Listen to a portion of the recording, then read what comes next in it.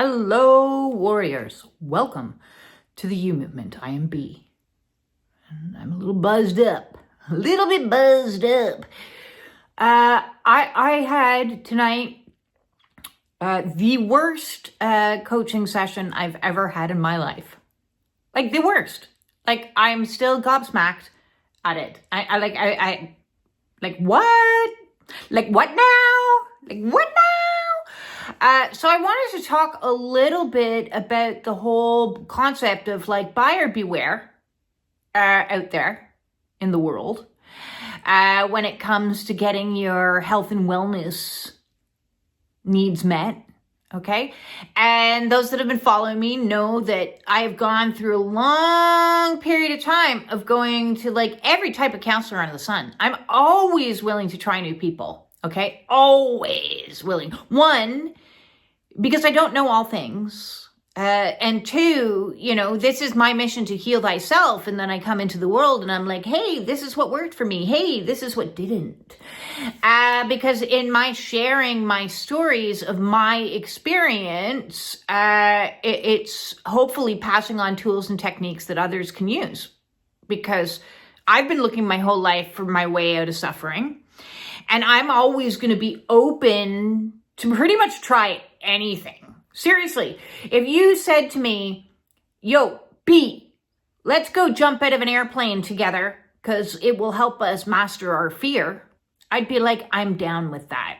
Okay, no, that's actually a real thing. If somebody wants to jump in out of an airplane with me and somebody else can videotape it, I think it might actually be like fear exposure. So I'm willing to give it a try because like I throw my hat at everything. When it comes to healing, I don't just do one thing. I do them all. I go dive deep into all the theories, all the schools, For example, even with like my tooth situation, I'm not just looking at it, although it's gum situation, because the teeth are gone.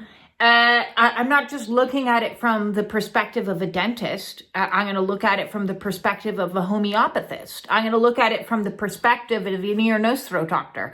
I'm going to look at it through the perspective of a neurologist. I'm going to look at it through this. I'm always willing to get more opinions. Let's see, who else I went to? I went to an endodontist, periodontist. Like I like going to people who are educated in areas that I'm not. And I like going to people who have experiences that I don't. And I like going to people and hearing what their theories are about certain things, especially when it comes to this craziness that's called the Kundalini Awakening. Because that's cuckoo. And it's not like it's commonplace.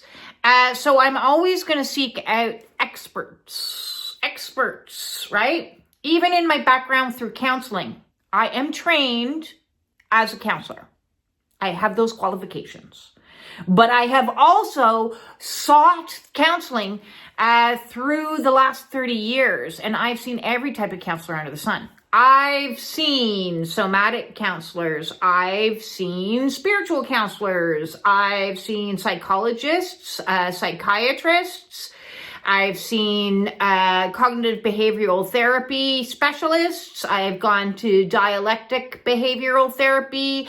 I've gone to nurses that have transformed and specialized in CPTSD. I've seen Reiki practitioners. I've seen, I'll go. I'll try anything. Because I'm hungry. I got the hunger. This is my special interest topic. I am autistic. Did you know that? Yeah, I think you do by now. I am autistic, and as an autistic woman, I have special interest topics, and my special interest topics are health and wellness. Okay, especially through the lens of those recovering from trauma. God, I love me some trauma experts. Even within the realm of trauma experts, I've read countless books from different experts, taking on board the things they say. Gabor Mate, Peter Levine, Bessel van der Kolk. Those guys give me the tingles because they're experts and they've been very helpful along my awakening path. And so on the last few years that has been this twin flame journey, I've sought out twin flame experts. I joined a twin flame group that had a course that I could take to educate myself. Was it worth everything that I paid? Probably not. Probably not. But I got some useful tips out of it, because really at the end of the day, it's all about you. It's all about you. Whatever you're thinking about them, just bring it back to you. So that was a useful tidbit. I've done Christina Loeb's course, Awaken. There was another course that I did in my search of answers in the world of Kundalini. It was useful. Definitely not worth the money. Save yourself the money and just watch every single one of her videos and you'll be sorted. Okay? I love Christina Loeb's. I think she's absolutely fabulous, but her prices are a touch high.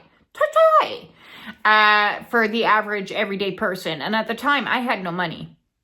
But I scrounged up the money to take this course because I was in Dark Night of the Soul and I was desperate. So yes, there are experts out there. There's a million experts on YouTube and on social media. Which brings me to my first story, dun dun dun, of buyer beware, okay?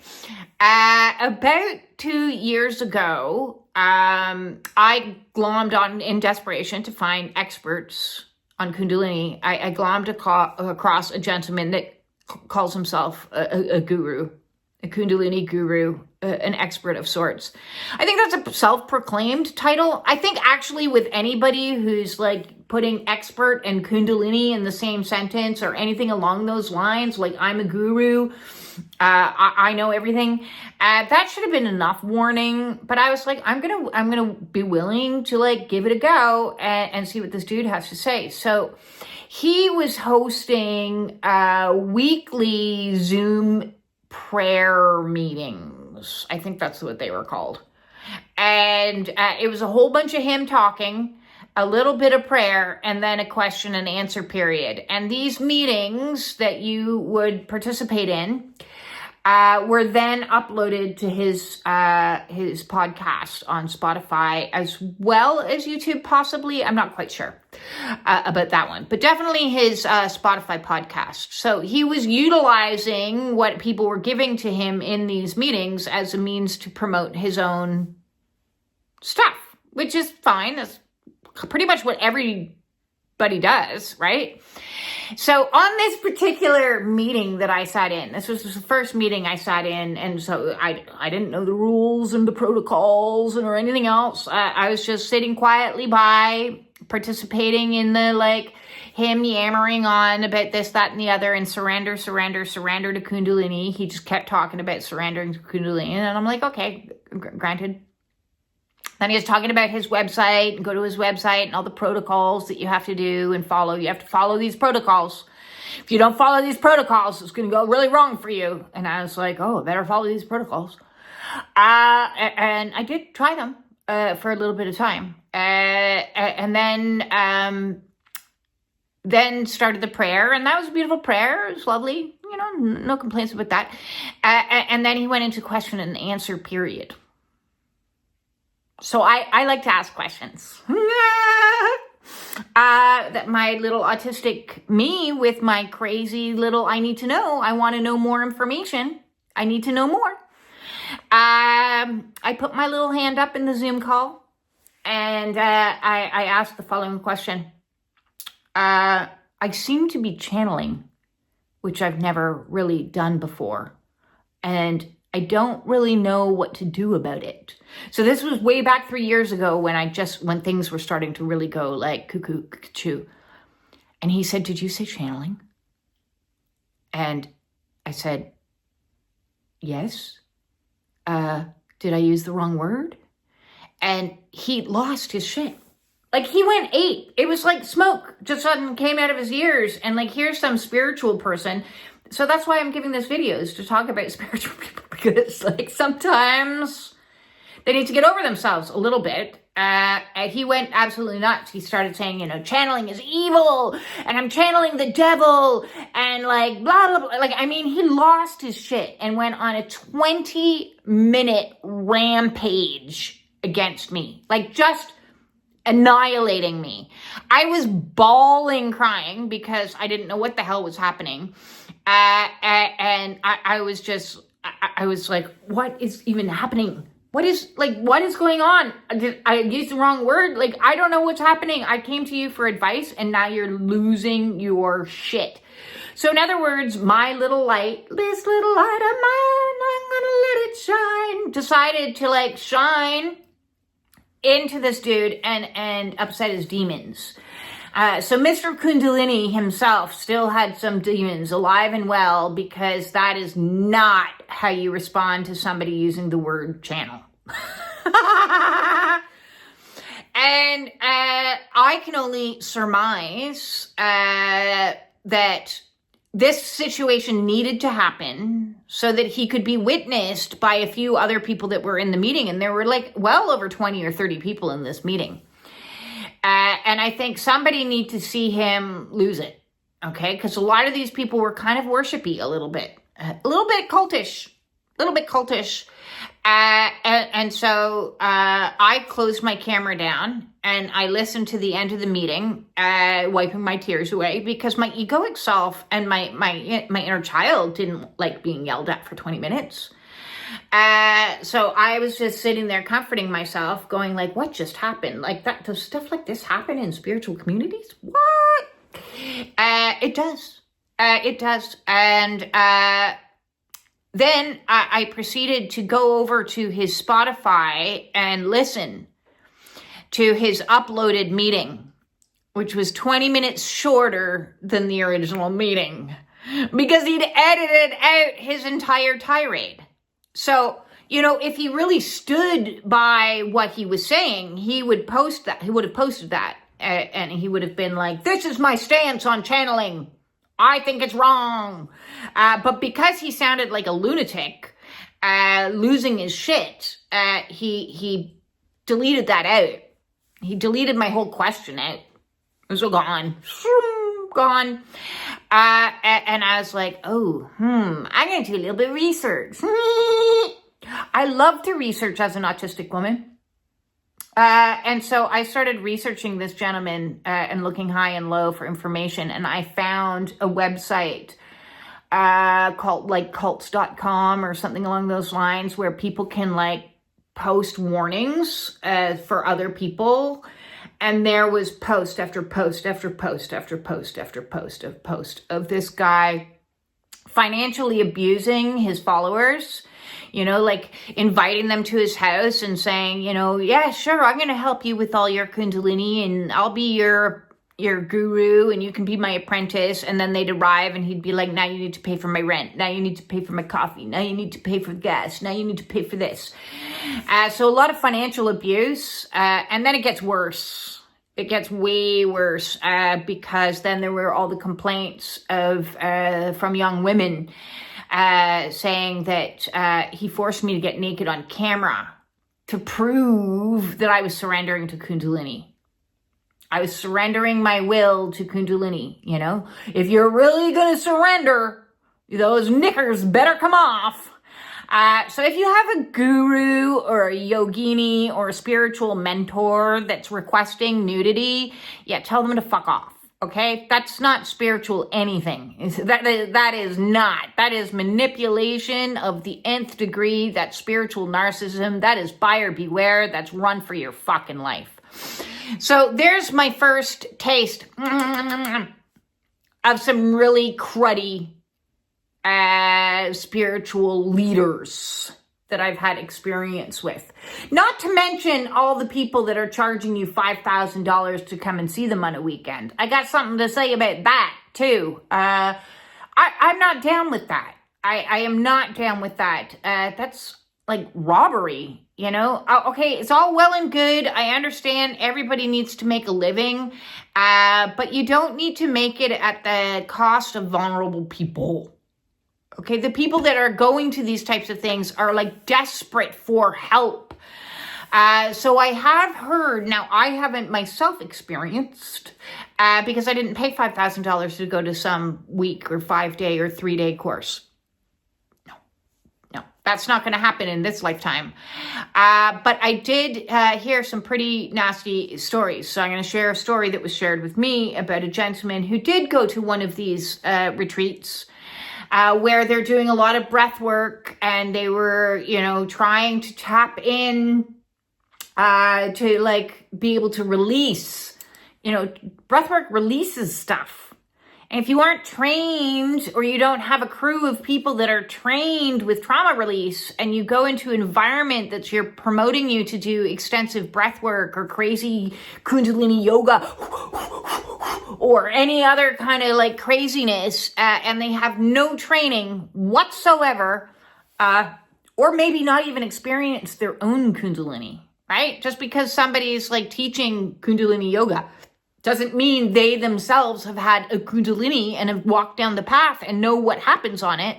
So you could be super sensitive and walk in the door and go to a retreat or a seminar or something, and then do all this funky stuff and meditations and breath work and, funky yoga. And then all of a sudden you're having a massive emotional flashback or trauma release. Only nobody knows how to deal with it. Nobody knows how to hold space for you in that. Nobody knows, how to keep you safe during this time. And unfortunately for this person who shared this story with me, they were booted out. They were booted out because they were having a trauma release. And listen, when you're having an emotional flashback or a trauma release, it's not like you have 100% control over yourself. So you might be crying, screaming, freaking out. Like you might go into psychosis. And so to be doing things that like push you into that, and then be in an environment where there aren't like trained coaches and facilitators ready to hold space for you when that happens, oh, you're freaking out. It's okay. We're going to go to the safe room. Look over here. We've got a room dedicated for this very thing. It's got nice, cozy beds and lounge chairs, and I'm going to get you a cup of chamomile tea. And do you hear the soothing music? And oh, there's some aromatherapy in the air, and we're going to help you get back into your body. Maybe we'll put some like EMDR on for you to listen to. Maybe we'll have a counselor on hand. None of those things were provided to that poor gentleman. And so he was traumatized in a healing event. My third, and I am going to get to the counseling of tonight, but I'm leaving it to the last, like to savor it. My third story was about some healing circles that I used to go to. And it became more and more noticeable that the more people shared their misery and their story and their pain, the more excitement the facilitator got. And I was like, this is kind of bizarre energy. This is like, no, this is like, get me out of here. This is not safe. So be aware. There is a type of narcissism called, I think it is Dr. Ramani that calls it a communal narcissist or something. I think that's the title that she's given to it. But it's people that embed themselves in community where there's a lot of vulnerable people, and they siphon off that energy like, oh, lunch. So that can be spiritual facilitators that are holding group things. That can be people in, health and wellness industry. It doesn't matter if they have letters after their name or not, because that might just draw them in. That's an ideal place to go and feast on vulnerable people. Right? The person at the soup kitchen, and it may not be there because of the goodness of their heart. They may be there because it's easy to find targets, right? And which is horrible to even fathom, because you as a person, me as a person that just wants to go out and learn and heal and grow and all of this stuff, We seek out, teachers, experts, people of knowledge, people who are safe, guides, healers, thinking that if they are in this profession, if they are doing this professionally, it's because they care about people.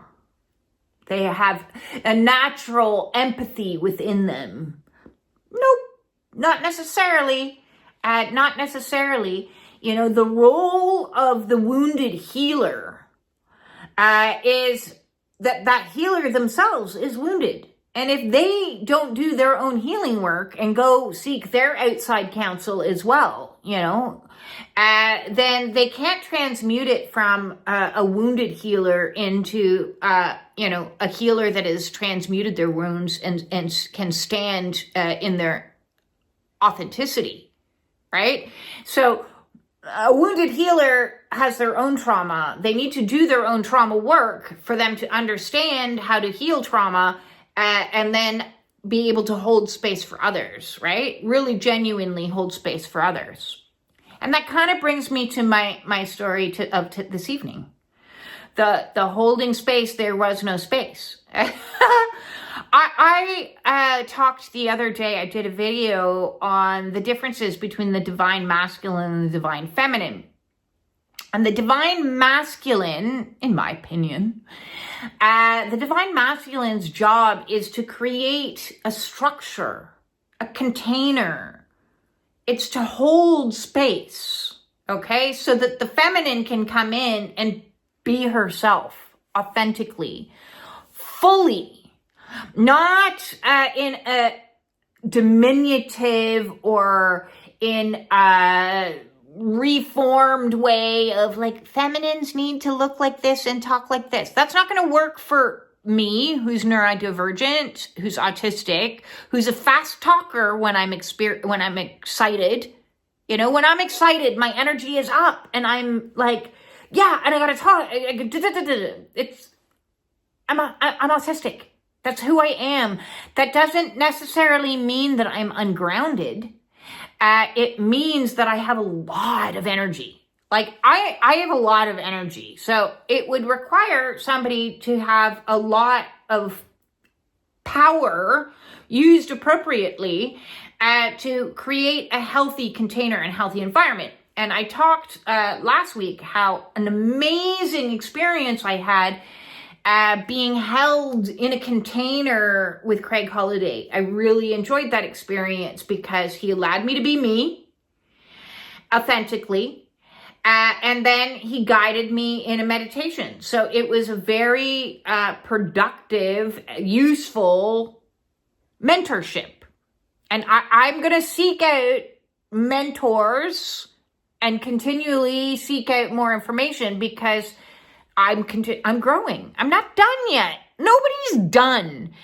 That should actually be the first question that anybody asks a therapist or a counselor is, are you yourself in counseling as well? Because if they're not, and if they've never been to counseling, that's a huge red flag. But I'm not saying that was this situation. I'm just letting you know, all counselors need counseling. All therapists need therapy. All people need therapy, really, to a certain extent, as long as it's the right therapy, the right one, because the wrong one can be a disaster, absolutely disaster. I heard it explained once that, finding a good therapist or counselor is about as challenging as finding a spouse. And that's true. You're not going to always resonate with people. And that's fine. So this situation I was quite excited. I was very excited to meet with this gentleman because our stories from the Kundalini perspective, the Kundalini camp. I don't just limit myself to people who have knowledge about Kundalini. I also have a trauma therapist that specializes in trauma, who is actually educated by Robert Mate, his actual course, not just reading his books. And I've had emptying experience in other areas. I'm going to look and I'm going to check out and I'm going to investigate everything because you never know what might work and what might not. You don't know unless you try it, right? And there's nothing to me more important than my health. Absolutely nothing is more important to me than my health, which includes my nervous system's health. So this meeting started like this. The Zoom call began, and there was basically silence. And so me being me, I was like, okay, I'm going to fill the silence. I find silence uncomfortable. So I do. So I was like, I'm going to fill the silence. You know, there was no direction of like, okay, this is how I do things. This is the framework with which I work. This is, okay, like I start my sessions with, okay, let's do 3 breaths to just bring us into this present moment and connect. That's how I start my meetings. That's how I start my sessions, is like, just let's drop into ourselves. There was no dropping in. There was just silence. So silence to me is a little bit triggering already. And I'm like, okay, I'm going to just jump on in with my enthusiasm and say, listen, I'm really excited to get in touch with you because we have very similar stories in regards to some specifics of these Kundalini awakenings. Silence. Okay, I guess I'll give you a little background, will I? So I started giving background, and I'm an enthusiastic, fast-talking, autistic woman that was doing her shtick. And then my Kundalini happened, and oh my God, shit went crazy, blah, you know. And then he interrupted me.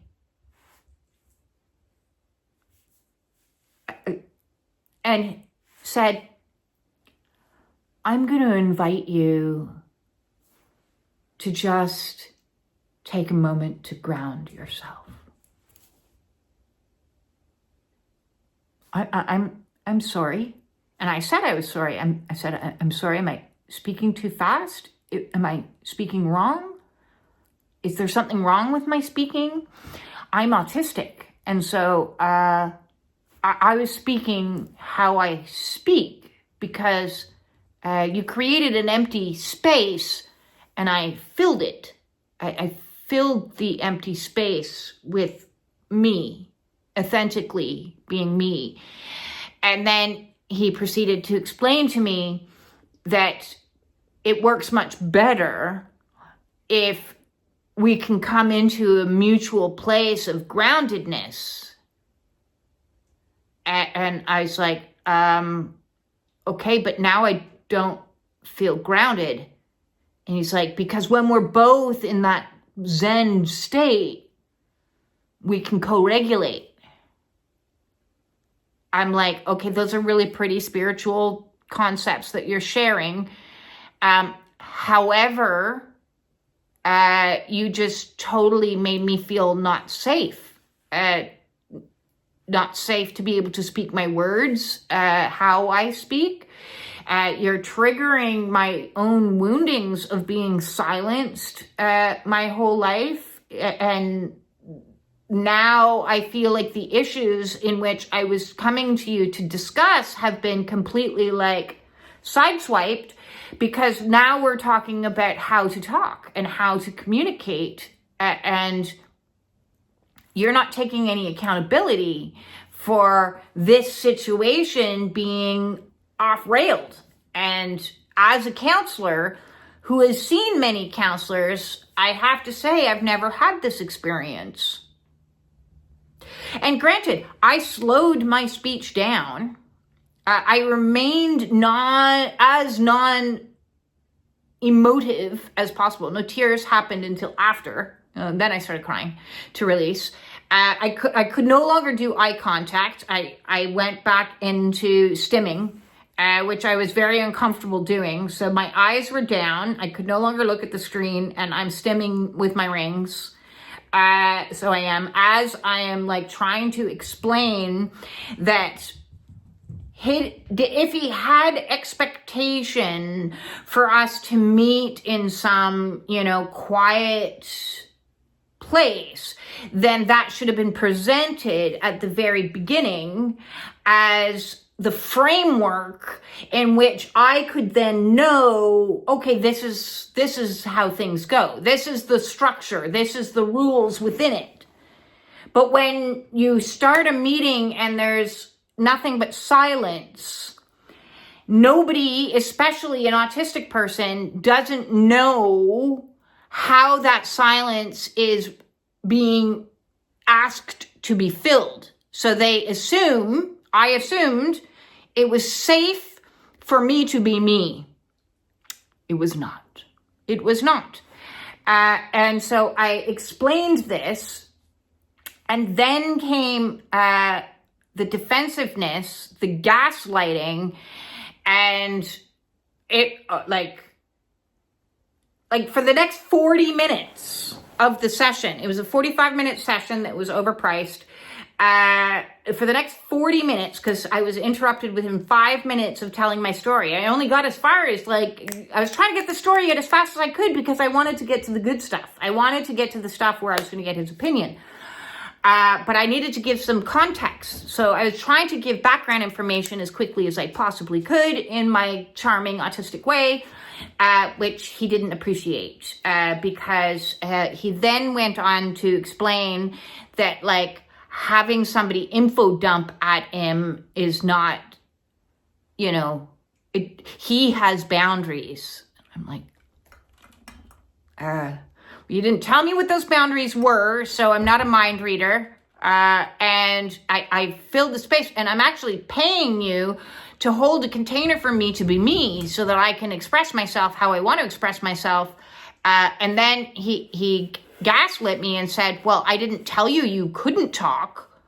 I simply invited you. It was a friendly invitation to slow down and ground yourself and speak slower. It doesn't sound like a friendly invitation. That doesn't sound like an option. That sounds like and now we're focusing and you're not understanding that my felt experience is a real thing. It's a real thing.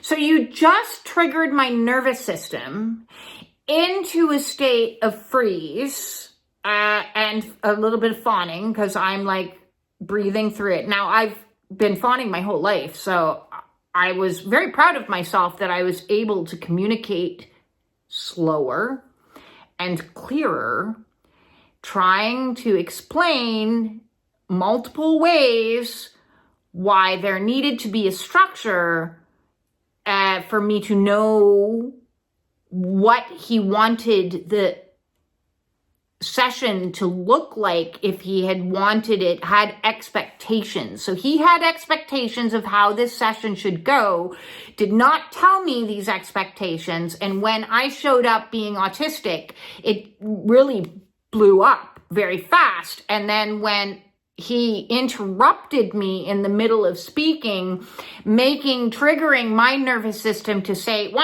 wah, wah, no longer safe. And I was explaining that I felt not safe instead of saying, oh my God, okay, I can see how that would have triggered you. And I really want to put this back on track. So what can we do in this moment for me to create a safe container for you again? But no, instead, he told me that my reactions were not reality. That's gaslighting, folks. My reactions were not reality. My reactions were my perceptions to the reality. My nervous system had a real response to being interrupted, which was a real thing that happened, and framed in nice spiritual language does not negate my reality. So then I said to him, so now you're calling out my reality? And he reiterated that he has nothing to be accountable for because this method has worked with other people, potentially not autistic people, and nobody else has complained. Ooh, ouch. That's not a good approach. Yeah, so then we're getting a little bit of like Darvo happening, and I'm like, ooh, dude, this is getting worse and worse by the moment, so I'm gonna just sit it out. And then he said, I'm sorry this isn't working out for you the way you had wanted, but I was really excited about this appointment, so now I'm responsible for his emotions, even though I'm paying him. And further, then he was like, we can end this session early. No, I'm going to send you all your money back and let's call it a day. This is clearly we're not resonating or seeing each other eye to eye. No, it was only, I've done nothing wrong. I've got nothing to be accountable for. Other people have responded differently than you're responding now. Your reality isn't reality. It's actually perception of reality, which is completely negating my reality, which is gaslighting. Ouch. And so then I just sat longer and explained I was trying to do him a favor by offering constructive criticism, by informing him that others like me, who are autistic and who info dump and who talk fast, might find it disruptive if you interrupt them and tell them to talk different. And that it's with love, actually, that I am trying to give him some useful tips so that he can better himself as a coach. And before I signed off, I explained that while I didn't get what I came here to get, which was advice on how to deal with being transient on Kundalini Awakening, or medical mystery bullshittery and his approach there, because he had his own, instead, I've got something else. So this session wasn't in vain because it triggered the fuck out of me. And I have no problems sitting in my triggers, and I have no problems meditating on what went down so that I can heal and I can see and I can recognize and I can integrate and I can work through this communication breakdown. And it's been most useful. I did get off the call. I did cry. I had my inner child let out a mighty hurl. I did call a friend that co-regulated me in 5 minutes. And then I began to process through this and see it for what it was and see my role in it and see, my triggering in it and my history of being silenced. And whether somebody says to you, I invite you to, while they interrupt you, just because an interruption is done politely or worded in a manner that it sounds zen, doesn't make it creating a safe container for which somebody to show up authentically seeking counsel. And so it got me thinking, because I hold containers, I have my own divine masculine within me, and I hold containers for others all the time in my counseling sessions as well as my group meetings. And one thing that's very important to me, because I've had experiences similar to this, but never as bad as that. That one takes the cake. That one's the cherry on the cake. So I'm hoping that's spirit coming in and going, this was your final exam and look how you handled it. And I think I handled it great. I do. I may have stimmed. I may have put my head down, but I still stood in my truth, and I spoke quieter, and I spoke clearer, and I spoke. So I'm proud of myself. I didn't just turn the Zoom off and go cry and run away. I didn't cry. I didn't freak out. I didn't lose my temper. I didn't overreact. I reacted as my nervous system. I have no control over that. I reacted as my nervous system went into shutdown, and in that moment, I had to regulate in that moment, and in that moment handle a difficult conversation with somebody. So I'm actually seeing that as like, I'm giving myself a passing grade. I am. I am, but I have been tested on my awakening over and over and over and over and over again to stand in my truth. When people say bullshit, I am going to stand up firm in my truth and call it out. I'm going to shine a light on that shit and say, nah, that is not, you can re-script it. You can repaint it. You can spiritualize it. You can use fancy lingo, and twist things around. But Darvo is Darvo. And I see it and I recognize it and I'm not tolerating it. I am not tolerating it.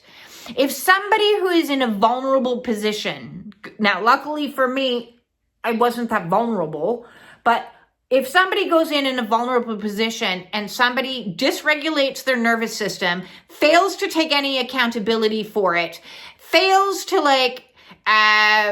realign, put the situation back on track, and then continues to fail by shaming the person, other people don't react the way you're reacting. When I've said that before, well, I'm not other people. I am me. And I have a right to be me. And me, when I get excited, I talk really fast. And I have a right to talk really fast when I'm excited, when I'm trying to get information out as quickly as possible. And if that's problematic to you, if you hold space for somebody, it's your job. We're not friends. We're not sitting here in friends and saying, hey, can you slow down? You're you're talking too much. Oh, okay. Yeah, we got all the time in the world. Yeah, I can slow down. We can go for a walk and we can talk for 4 hours. No, you got 45 minutes to squeeze in as much as you possibly can. I'm being efficient. That's what I'm being when I talk fast, is I'm being efficient with my use of my time to get the information out. So you need to understand, or all people need to understand, that if you're going to hold space for people, that means you need to hold space for people for who they are and how they show up in that moment. Are they excited? Are they angry? Unless they're in your face yelling at you, there's really no reason to ever interrupt them and tell them to calm down or relax. In the history of telling people to calm down, has it really made anyone ever calm down? Now, no, he didn't say calm down. He just said, I'm going to invite you to ground. Okay? Sweet language used very inappropriately. Very inappropriately. So when I hold space for people, I'm going to let people show up angry. As I said, they're not angry at me, so it doesn't affect me emotionally if somebody is screaming and shouting and going, that fucking guy, why did he do this to me? Blah. I would rather you get it out than hold it in, or repress it down, or turn yourself into a pretzel, or knot yourself up so you can fit into the confines of what is neurotypical, or the confines of what is spiritual. What do spiritual people look and sound like? Oh, we all have to sound like this. No. Spirituality has nothing to do with how you look, how you sound, what you dress like, how many crystals you own, how many times you've read the Bible. That is not spirituality, okay? Spirituality is an inner connection with you and the divine, and being loving to people for who they are, not who you want them to be, not how you want them to show up. And if it were just an interaction between two people, which I've had many of over the last 5 years, in that looked like friendship, where friendship is showing up in a way that like communication isn't working, or there's like gaslighting. There's a lot of things I won't tolerate anymore. Boundaries aren't being respected. You're communicating in a way that doesn't work. That's different. That is a different thing, because it is two people on the same line of power. But a counselor and somebody paying money to seek counseling is a different dynamic, which means I'm paying you to let me be me. And, when I have questions, help me answer them, right? So this is where there is a massive breakdown in talk therapy. There are a lot of people out there that are educated within certain frameworks. The framework that is spirituality, it needs to look like this, and let's sing songs and go kumbaya, and then we can get okay. And if that's what you want, you create that and say, this is the structure that we're existing in, okay? So before we begin, I'm going to do a little prayer, and then I'm going to just gently invite you to share. You create that structure and you let people know that's the structure. Within psychology or psychiatry, you create a structure that says, yes, hello, I am a clinician. I'm going to take notes as you're talking, if you don't mind.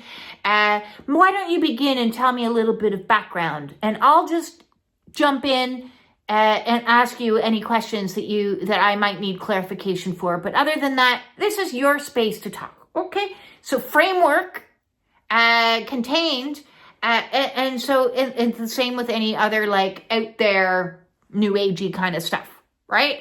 So first create the structure, let people know what it is that you're wanting within that expectation, so that they can fill the roles and fill the space that's needed to the best of their ability, which still may not look exactly like a counselor wants their clients to look, right? A counselor, one of the courses that I'm taking right now is Gabor Mate's Compassionate Inquiry course.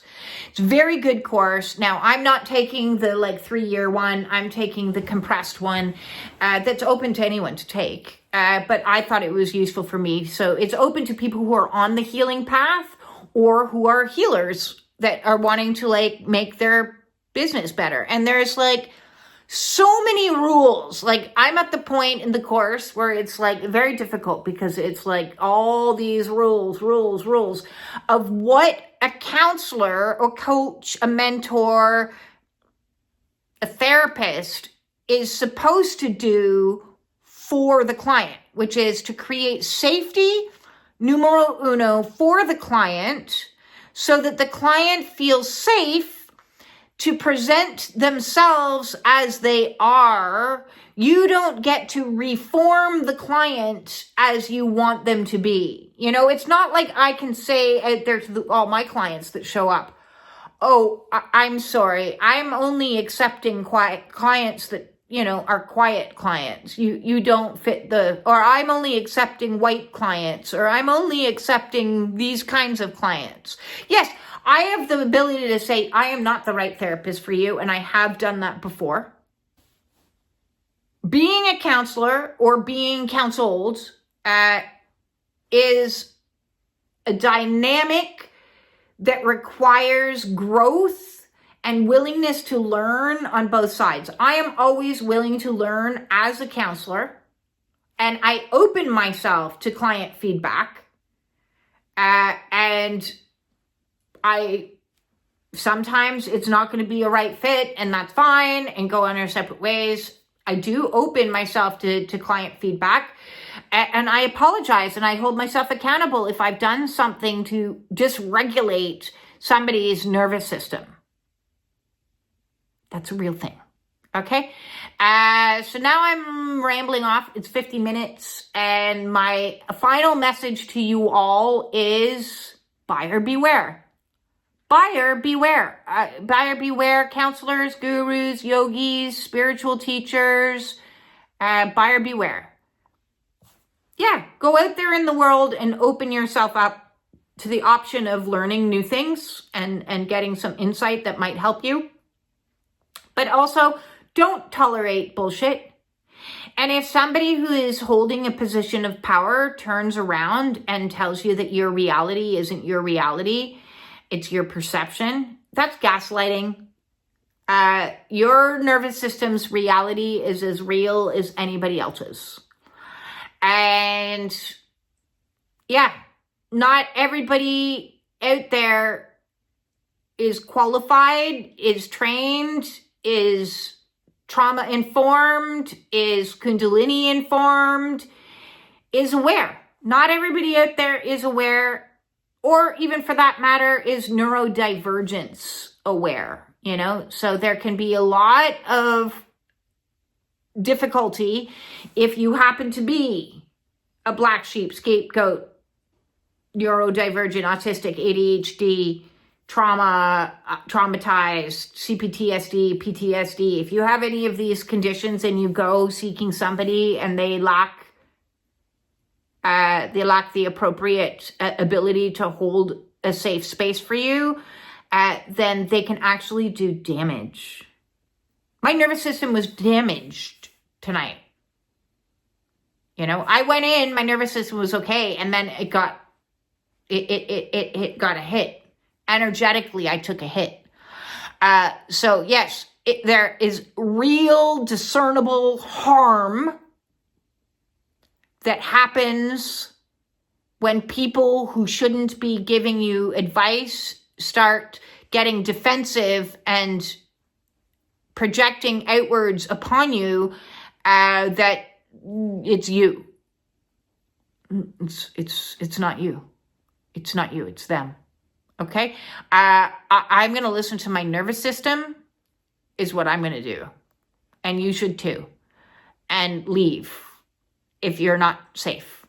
Safety is more important than anything else. It doesn't matter if they are a celebrity. It doesn't matter if they have 1 million followers. It doesn't matter if they have 1 million letters after their name. It doesn't matter if they get paid by the thousands.